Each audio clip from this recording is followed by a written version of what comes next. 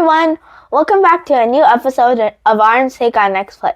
In this episode, I'm going to be talking about the 2026 All-Star Game in Los Angeles, California. It's such a great event. It happens right around the middle of the year, the NBA season, after around 55 games or so. And now they've changed up the things a little.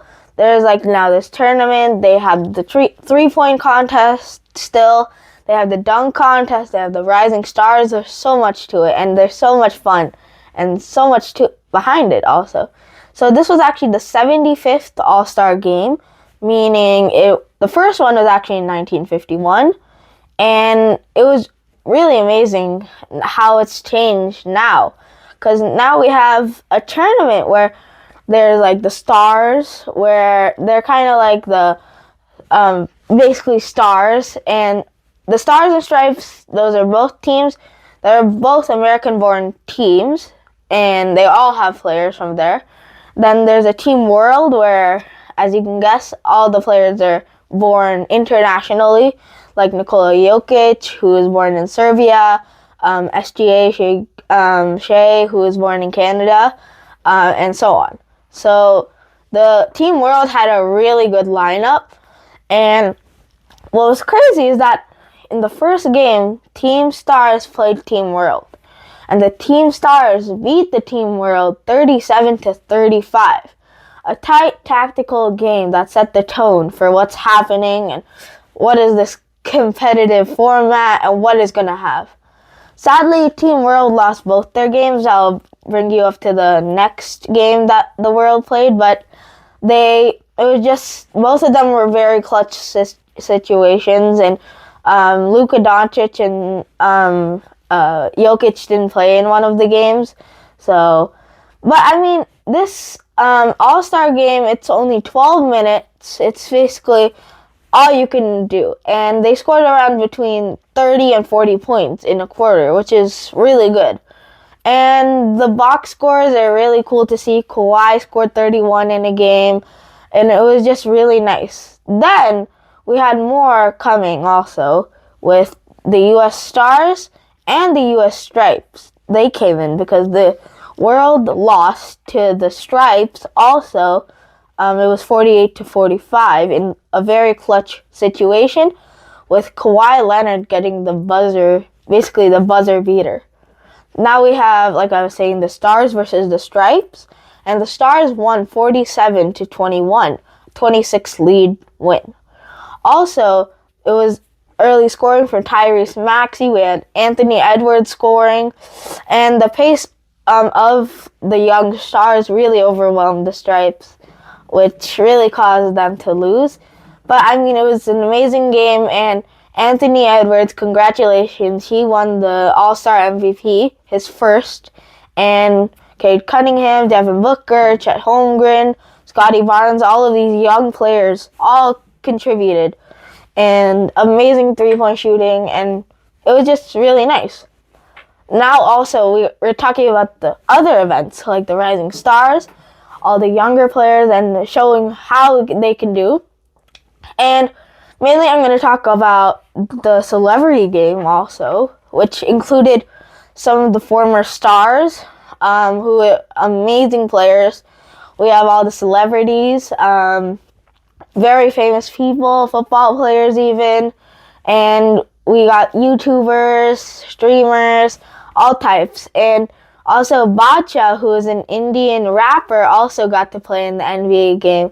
So he got a really nice pass, and he did pretty good actually. Although he didn't really score much, he did pretty good for his first one. This took place in the Intuit Dome in Inglewood, California, and all of these events took place there. So it was a really cool game, but at one point you can get double points, and there's a 4-point line. And Jeremy Lin, who actually was a former NBA player, he played for the Knicks. His nickname is actually Linsanity, because Insanity, and for 9 games he was just averaging 25 points. He was lights out. He was just shooting amazingly. And he actually went to Harvard, and he did really good there. So he's good. but he got the last minute double point 4-pointer, which means he got 8 points in one possession, which really caused them to win. So they came back and they won. Also, Taco Fall, who was a Celtic actually, he had number 99, and actually he was 7'6". That's crazy. And he was just grabbing rebounds everywhere, and he was just dunking the ball. And he even got a 360-degree, like, full circle dunk, and it was really cool to see how he was just dominating everyone. Even the Suns' owner was there, who he played. He actually scored over Taco Fall, which is amazing. And it's very hard, especially for just 6-footers, or even shorter. Also, Glorilla, who is a singer, she's actually 2 feet shorter than Taco Fall. So Taco Fall's 7'6", and Glorilla is actually 5'6". But she's a good singer, and it was good to see how everyone was playing. It was very fun, and just 4 quarters of greatness and talent, actually, for these stars. Now, also, we have the dunk contest, where we had Jace Richardson, Kashad Johnson, Jackson Hayes, and Carter Bryant. This was a really cool game. At the final moment, we had Carter Bryant and Kashad Johnson. But I can give you some intros to everyone. So Carter Bryant, he's a Spur. He's very good at defense and shooting. Then we have Jackson Hayes. He's a good rim protector and inside dunker. He can do everything in the paint. Then we have Kashad Johnson, who is a young forward who has a lot of talent coming. And it's really cool. And then Jace Richardson, he plays for the Magic. And his dad actually is Jace Richardson, who was a 2-time dunk champion, which is really cool. So he got to compete. So it started off really nice. Some cool dunks here and there. Then it came up to Kashad Johnson and Carter Bryant, like I was saying. And Kashad Johnson with some really nice dunks at the end to take the win. And also, he was dancing, having fun, and he was just, people saying he was dancing it out, which was pretty nice and wholesome to say.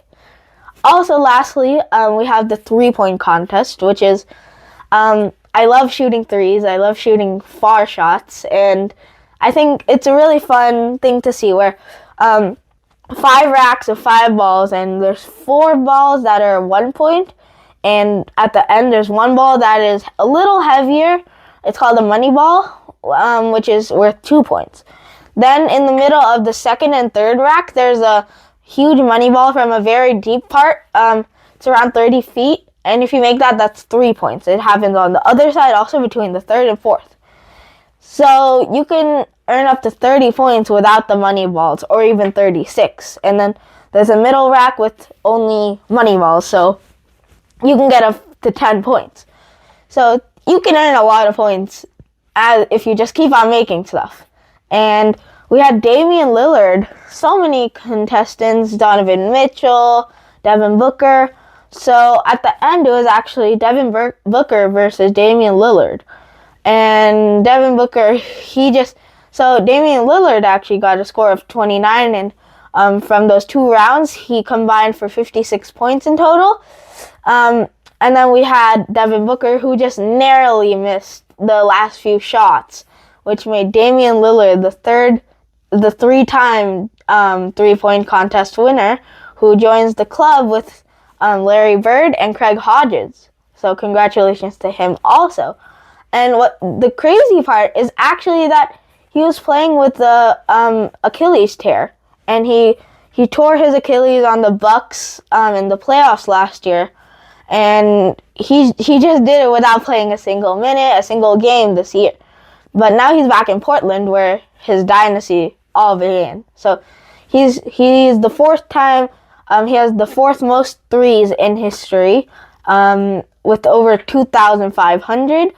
And it's so amazing to see how much talent all of the players have around the whole league.